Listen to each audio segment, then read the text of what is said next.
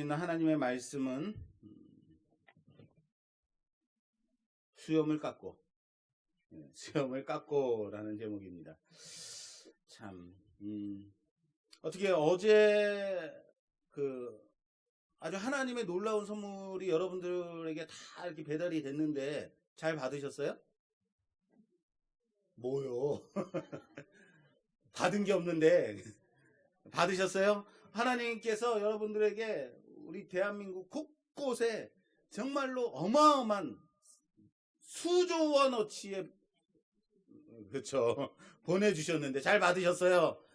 어제 비가 쫙 내렸잖아요. 우리 대한민국 건조주의보가 뜨고 뭐 바람만 불면 그냥 이렇게 불티만 일어나면 큰 산불이 일어나게 되는 이제 어려운 상황 속에 어제 비가 아주 흠뻑 내렸습니다. 이 비는요, 우리 대한민국 수조 원어치의 역할을 감당한 놀라운 정말 가치 있는 비거든요. 잘 받으셨죠? 근데 우리는요, 이런 걸 잘 몰라요. 하나님께서 우리에게 얼마나 큰 은혜를, 큰 사랑을 베풀어 주셨는지 잊고 살 때가 많다는 거예요.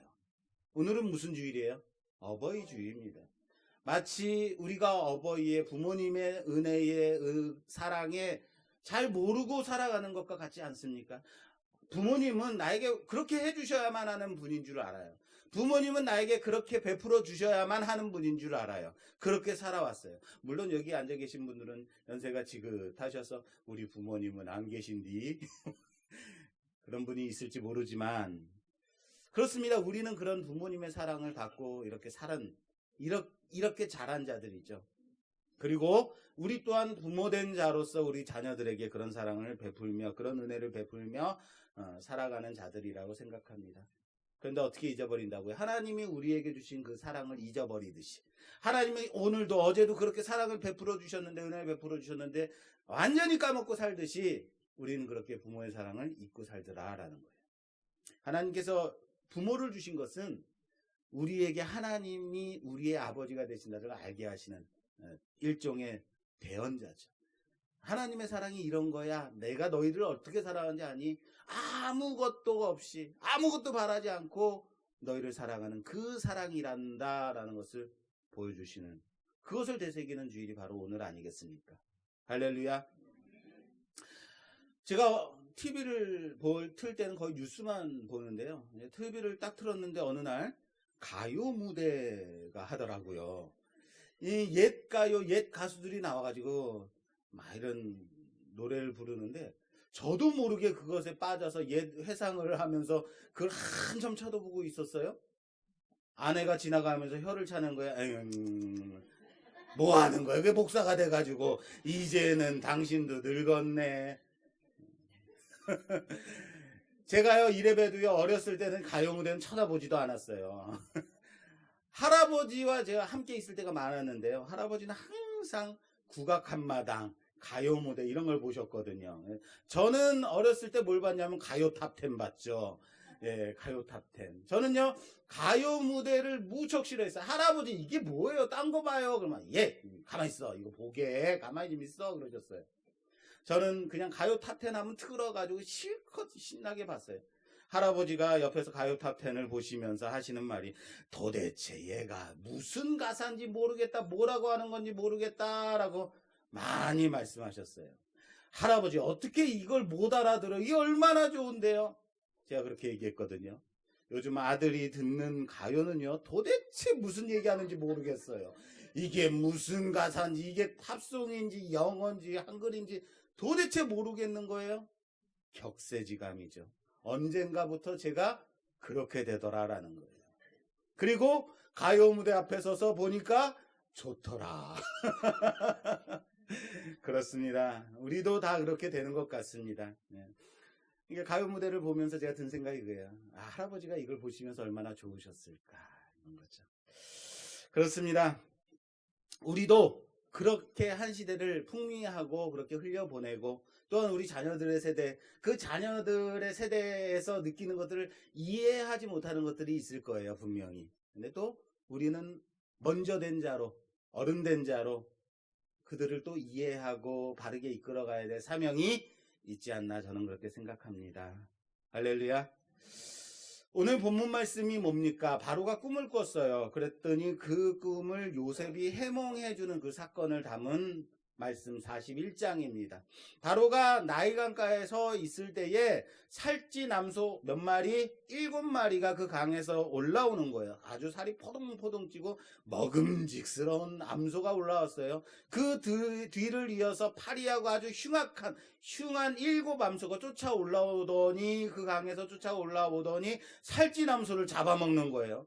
그리고는 흔적도 없이 사라지는 거예요. 여기서 깜짝 놀라서 깨죠. 이 꿈에서 중요한 부분은 나일강, 이 나일강이 강조되고 있거든요. 하수라고 하는 말은 나일강은 말합니다. 여러분, 그 중동 지역, 이 사막 지역은 물이 많아요, 없어요? 물이 없어요. 비가 많이 내려요, 많이 내리지 않아요. 이렇게 쉬운 거를 물어보면 대답들을 잘 안 하시더라고요. 예, 비가 많이 내려요, 적게 내려요? 당연히 적게 내리죠. 그런데요, 애굽 땅은요, 이집트는요, 물이 많은 지역이에요. 거기는 이 중동 지역에서 가장 잘 사는, 옛날부터 잘 사는 나라예요. 거기에 뭐가 있기 때문에? 나일강이 있어요. 이 나일강이 물이 얼마나 풍부한지요. 물이 풍부한 이 물이 비만 조금 내리면 범람해요. 그래서 물이 범람함으로 인해서 우리 같으면 물이 범람하면 이재민 생기고 수재민 생기고 그러잖아요. 근데 이집트는 그렇지 않으니 물이 범람해서 땅을 촉촉히 적셔주는 거예요. 그래서 그 인근 지역에 있는 땅이 아주 비옥해져 가지고 이 범람한 강 때문에 곡물이 잘 자라는 거예요. 나일강을 얼마나 이집트인들이 잘 섬겼는지 몰라요. 이 나일강은 애굽인들에게 있어서는 매우 중요한 강이다라는 거예요. 그래서 이 애굽 사람들은 나일강을요 어머니 신으로 섬겼다라는 거예요. 그 어머니 신인 나일강에서 하수에서 올라온 살찐 소가 거기서 올라온 파리한 아주 흉악한 빼짝 마른 암소가 모두 잡아먹어 버리는 거죠. 그래서 바로가 이 성경에서는 그냥 바로가 깼다라고 하지만 이것은 깜짝 놀라서 으악 하고 소리를 지르면서 깨는 거예요. 자, 여기에 뭐뭐가 나와요? 나일강, 살찐 7암소, 또 파리하고 흉악한 7암소가 이렇게 나와요. 자, 요셉이 이 꿈을 해몽을 해줍니다. 우리도 이 꿈에 대해서 좀 해몽을 해볼까요? 자, 하나씩 좀 해석해보죠. 7은 뭐예요? 7은? 예, 7은 7마리겠죠. 예, 7년을 말한다고 합니다. 7은 7회, 7년을 말해요. 자, 살찐 암소는 뭐겠어요? 어쩜 그렇게 잘하세요? 뭐 요즘 부업으로 집에 가가지고 꿈 해몽하고 그러시나요? 그렇죠. 우리는 성경을 이미 알고 있으니까. 예. 7암소는 7년간의 풍년을 말한다. 그리고 파리하고 흉측한 또 소는 또 뭐겠어요? 예, 그렇죠. 7년간의 흉년. 그래서 앞에 있었던 풍년을 완전히 잊어버릴 만큼의 엄청난 흉년이 올 것이다 라는 것을 보여주는 거죠. 자, 이 정도 다들 잘 아시죠? 이건 우리는 다 알고 있는 내용이에요. 자, 그러면 여기서 한 발자국 더 나가서 나일강은 무엇일까? 이 하수는 무엇을 의미하는 것일까? 여기 좀 생각해 볼까요? 여기다 이제 이 꿈에다가 우리가 의미를 좀 부여해 보자고요. 나일강, 7암소, 7파리한 또 소, 이런 것들에 대해서 의미를 한번 부여해 보자고요. 나일강은 뭐겠습니까? 나일강. 세상이겠죠. 세상이 주는 부요함, 풍요로움, 그것이 바로 7암소 아니겠습니까? 세상에서 주는 그런 풍요함들, 부요함들이겠죠. 그리고 이 소라는 이미지는요, 이 황소, 소는 이방 신상에 많이 사용되는 이미지죠. 그런데 이 신상으로 세워지는 소는 암소일까요? 황소일까요?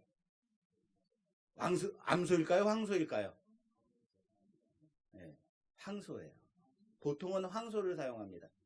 근데 여러분 이집트에서 이 소라는 이미지는 정말 신격화돼서 많이 사용됐던 건데 오늘 어떤 소가 올라왔어요? 암소가 올라왔죠. 이 암소는요, 호세아서에 보면은 타락한 이스라엘을 가리킬 때 이 암소를 많이 사용해요. 그렇다고 오늘 이 살찐 암소가 이스라엘이다라고 말하는 것은 아닙니다. 자, 그렇다면 우리가 해석을 넘어서 이 꿈의 의미를 좀 부여해보자. 그러니까 요셉이 말하는 것처럼 7년 동안 흉년이니까 그것을 잘 비축했다가 7흉년을 잘 이렇게 사용하면 됩니다. 이거는 우리가 아는 거니까. 이 나일강, 7암소, 그리고 7또 파리한 소. 이것의 이미지에다가 의미를 한번 부여해 보자고요. 나일강은 뭐라 그랬어요? 세상에서 주는 암소 뭐죠? 부요함과 풍요로움. 세상에서 주는 부요함과 풍요로움은 세상에서 오는 그런 곤고함, 기근, 세상에서 주는 이런 것들로 인해서 얼마든지 허무하게 빼앗길 수 있다라는 의미 아니겠습니까? 세상에서 올라온 것들은 세상에서 올라온 것들로 인해서 완전히 다 빼앗기고 날아갈 수 있다. 이번에 그 코로나로 인해서 증시가 2000선이 넘던 증시가 1600선까지 떨어진 때가 있었어요. 여러분들 주식에 그때 좀 투자 좀 하셨습니까? 안 하셨죠? 그러니까 여러분들이 돈을 못 버는 거예요. 1600 갔을 때 딱 사면요. 지금 1900까지 올라갔는데, 그러면 이게 서유 씨가 내가 무슨 얘기를 하는 건가? 제가 제 옆에 있는 직원에게 이 주식에 대해서 관심이 많길래 1600 이때 되면 무조건 사. 그래요? 샀어요. 1800 이번에 저한테 얘기하는 거예요. 제가요 이번에 돈 좀 벌었어요. 예. 그런데 우리는 아무도 안 사죠. 예. 그러니까 우리가 돈을 못 버는 거예요. 그런데 이 친구가 저한테 물어봐요. 팔까요? 살까요? 당신 알아서 해. 그만뒀어요. 그냥 뒀어요. 그랬더니 또 며칠 상간에 또 쭉 빠졌다는 거예요. 무슨 말입니까? 세상에서 주는 그런 것들은, 풍요로움들은 얼마든지 세상에서 주는 기근과 공고함으로 흔적도 없이 사라질 수 있다라는 거예요. 자, 두 번째 꿈 한번 넘어가 보죠. 두 번째 꿈은 뭡니까? 바로가 다시 잠이 들어서 꿈을 꾸었는데 풍성한 아주 충실한 7 이삭이 탁 나와 있는 거예요. 그런데 가늘고 동풍에 마른 7 이삭이 그것을 먹어치워 버리는 거죠. 그런 꿈이에요. 자, 여기서 동풍은 사막에서 부는 아주 강하고 건조한 뜨거운 바람을 동풍이라고 합니다. 자, 바로가 다시 깜짝 놀라 으악하고 이제 깨난 거예요. 소리 지르면서. 자, 또 한번 우리 한번 해석해 보자고요. 풍성한 7 잎사귀는 뭘까요? 앞에 7 암소랑 같은 의미겠죠? 예. 그런데 자, 마른 7 이삭이 다 이것을 먹어치워 버려요. 예. 마찬가지로 마른 7 이삭은 앞에 7소, 파리한 7소와 마찬가지로 같은 의미를 가지고 있을 겁니다. 그런데 이 마른 이삭이 왜 말랐대요? 가뭄에 말랐을까요? 말씀을 잘 봐야 돼요. 그래서 뭐 때문에 말랐을까요? 네. 그러니까 말씀을 잘 봐야 돼요. 동풍에 마른 이삭이라는 거예요. 뭐라고요? 동풍은 사막에 부는 건조하고 뜨거운 강한 바람이라 그랬어요. 이 동풍이 뭐냐?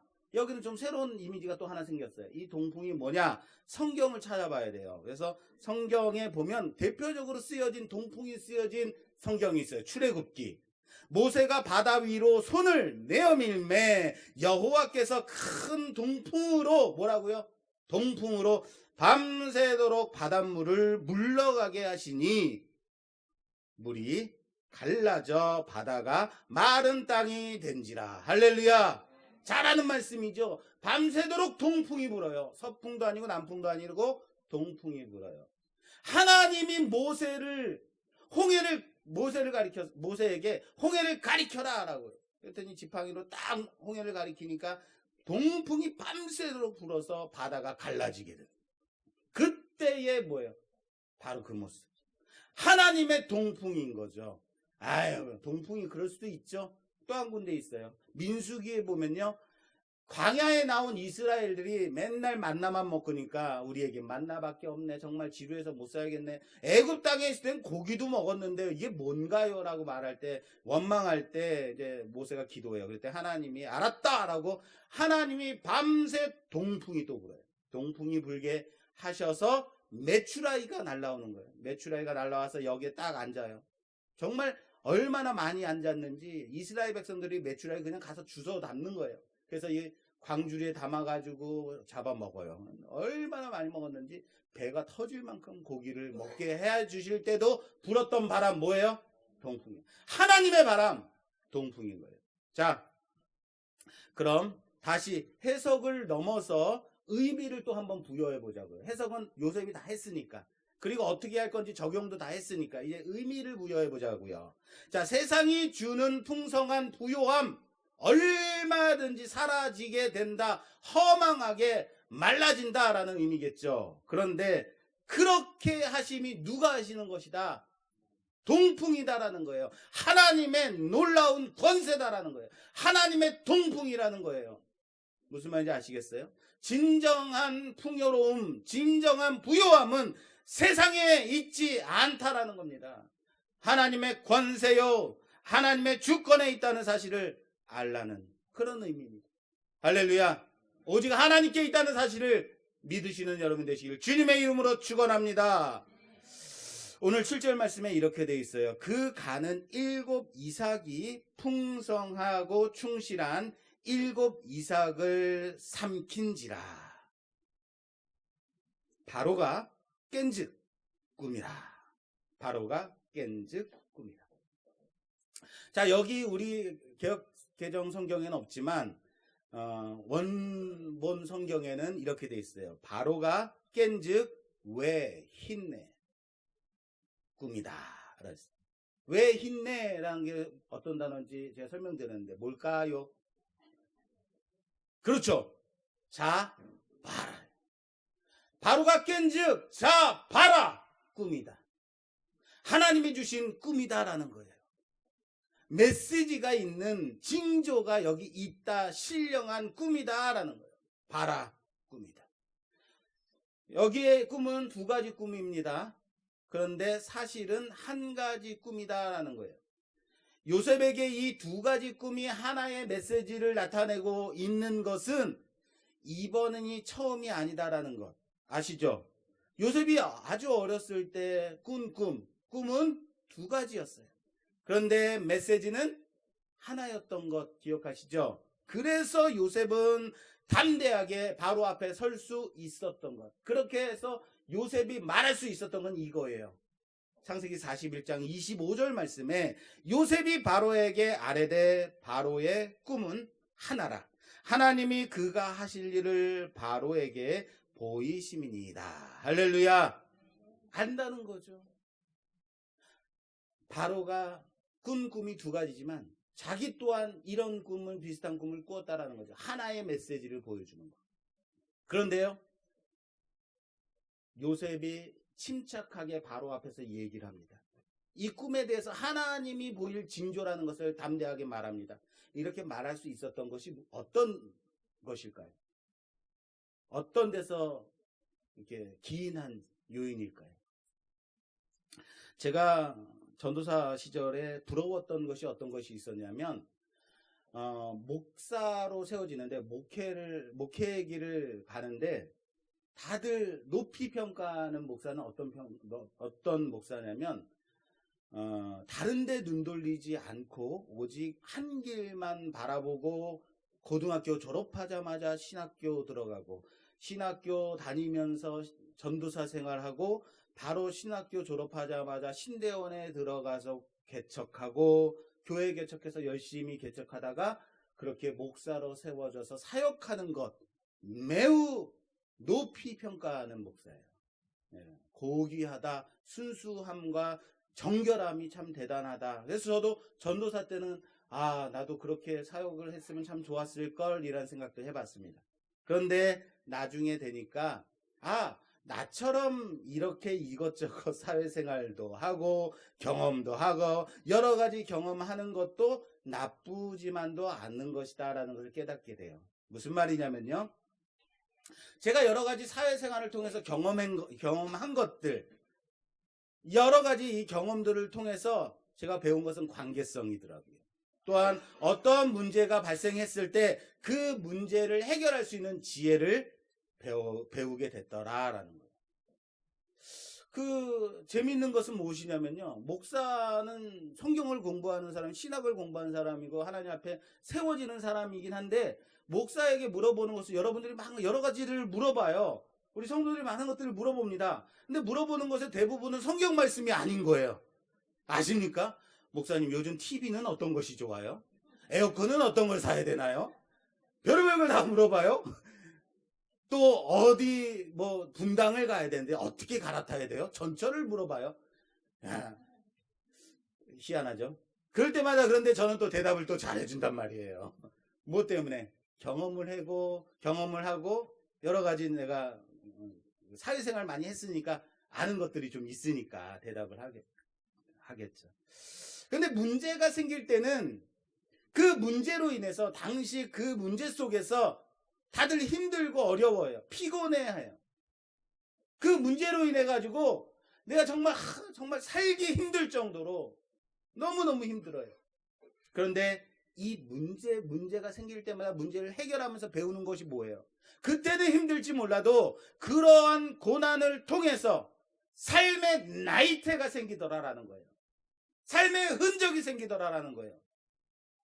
고귀하게 그냥 부잣집 도련님으로만 자랐다면 배우지 못했던 것들, 못할 수밖에 없는 것들, 그런 고귀한 경험들이 삶의 나이테가 되어서 그만큼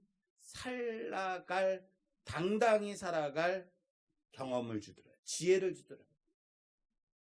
그렇게 주더라라는 거예요. 그래서 한 길만 바라보고 정신 똑바로 차리고 그렇게 순결하게 사역을 하는 것도 대단한 사역이지만 또한 하나님께서 필요하실 때 그렇게 경험이 많은 사람, 사회생활도 하고 또한 여러 가지 상담도 해줄 수 있는 사람도 그렇게 하나님께서 사용을 하신다라는 것을 적용을 해봤습니다. 무슨 얘기를 하려고 하는 것이냐면 요셉이 바로 앞에 섭니다. 여러분 바로가 누구냐면요. 지금의 가장 강력한 나라 어디예요? 저는 말을 하지 않겠습니다만 어느 나라 그러잖아요. 이 강력한 나라의 가장 최고 통치자 누구예요? 저는 말을 하진 않겠지만 누군 거예요. 그래서 우리나라에 갑자기 10조 국방비를 내라 막 이렇게 말할 수 있는, 좀 답답하긴 합니다만 그런 뭐가 있기 때문에 힘이 있는 대통령이 남의 나라 대통령에게 돈 좀 더 내놔 막 이렇게 말할 수 있는. 왜요? 그렇게 얘기할 수 있어요. 어떻게 그렇게 얘기할 수 있어요? 힘이 있으니까. 이 바로가 바로 당시에 그런 나라의 왕인 거예요. 최고 통치자. 그 앞에 나가면 여러분들 어떨 것 같아요? 무릎이 후두두들 떨려요. 말이 제대로 안 나와요. 이렇게 더듬더듬하고 그런다는 거예요. 그런데 요셉이 그 앞에 당당히 있어서 하나님께서 당신에게 앞으로 나아갈 일을 가리키리이다 라고 말하고 있는 거예요. 이제 요셉은 이 꿈을 해석해 줄 뿐만 아니라 해석을 넘어서 어디까지 대처할 방안까지 제시하더라라는 겁니다. 꿈만 해석하는 것이 아니라 바로께서는 어떻게 해야 됩니다 라고 알려주기까지 가요. 그게 오늘 41장 33절 이하에 이렇게 되어 있습니다. 제가 봉독해 올리겠습니다. 이제 바로께서는 명철하고 지혜 있는 사람을 택하여 애굽 땅을 다스리게 하시고 바로께서는 또 이같이 행하사 나라 안에 감독관들을 두어 그 7해 풍년에 애굽 땅의 5분의 1을 거두되 그들로 장차 올 풍년에 모든 곡물을 거두고 그 곡물을 바로의 손에 돌려 양식을 위하여 각 성읍에 쌓아두게 하소서. 이와 같이 그 곡물을 이 땅에 저장하여 애굽 땅에 임할 7해 흉년에 대비하시면 땅이 이 흉년으로 말미암아 망하지 아니하리이다. 할렐루야. 뭐가 있어요? 앞으로 어떻게 해야 될지에 대한 지혜가 있어요. 요셉이. 바로의 마음을 아주 편안하게 만들어줬어요. 꿈을 해석해서 이거는 풍년이고 이거는 흉년입니다. 그리고는 그것으로 끝나는 것이 아니라 무엇까지? 지혜까지 준다는 거예요. 요셉은 바로에게 마음을 편안하게 해줬고 꿈을 해몽해줬어요. 그러면 어떻게 얘기할까요? 여러분이 만약에 요셉이었다면 뭐라고 말할 것 같아요? 그냥 꿈을 해석하고는 이제 끝났습니다. 가보겠습니다. 이러실 거예요? 정말 여러분들 그러실 수 있어요? 뭐라고 말할까요? 저 같으면 이렇게 말할 것 같아요. 나는 히브리 땅에서 끌려온 자여. 여기서도 옥에 갇힐 일은 행하지 아니하였나이다. 뭐예요? 나 좀 풀어주세요. 그러죠. 술 맡은 관원장의 꿈을 해몽해줬으나 그는 요셉을 완전히 잊어버렸어요. 그리고는 다시 기회가 왔어요. 이 기회는 놓치면 안 돼요. 나는 히브리 청년입니다. 죄를 짓지 않았어요. 근데 나는 옥에 갇혀 있어요. 저 좀 풀어주세요. 이거 아닙니까?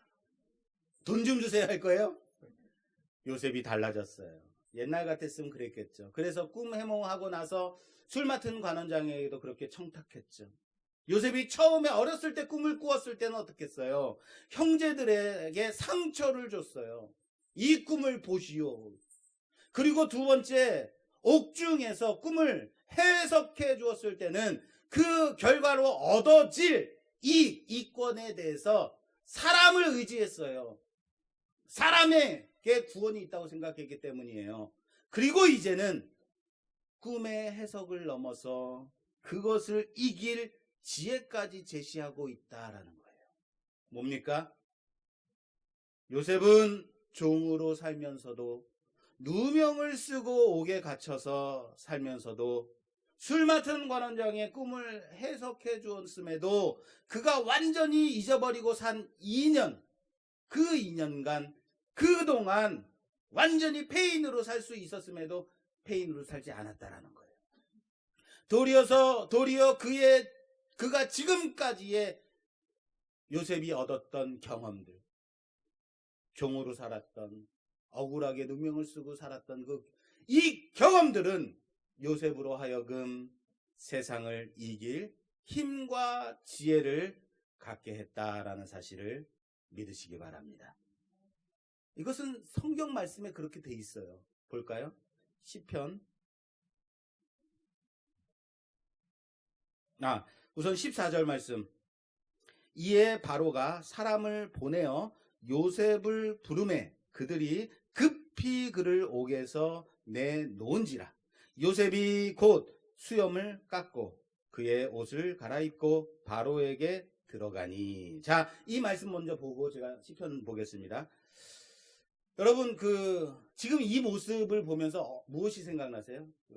영화나 드라마에 보면 새로운 딱 마음가짐을 할 때 딱 주인공이 마음 상태를 딱 바꿔서 그래 열심히 살아봐야지 라고 새 출발을 할 때 보여주는, 큰 일을 앞두고 보여주는 주인공이 변화됐다라는 것을 보여주는 기법이 있어요. 그럴 때 쓰이는 기법이 뭐냐면 여자는 화장을 해요. 아이라인을 딱 고치고 루즈를 바르고, 저희 집사람은 아침마다 화장을 합니다만 마음가짐을 하는 거겠죠. 이게 화장을 고치는 이런 모습을 딱 보여줘요. 남자는 어떻게 하는지 아십니까? 남자는 머리를 정리해요. 그리고 수염을 깎아요.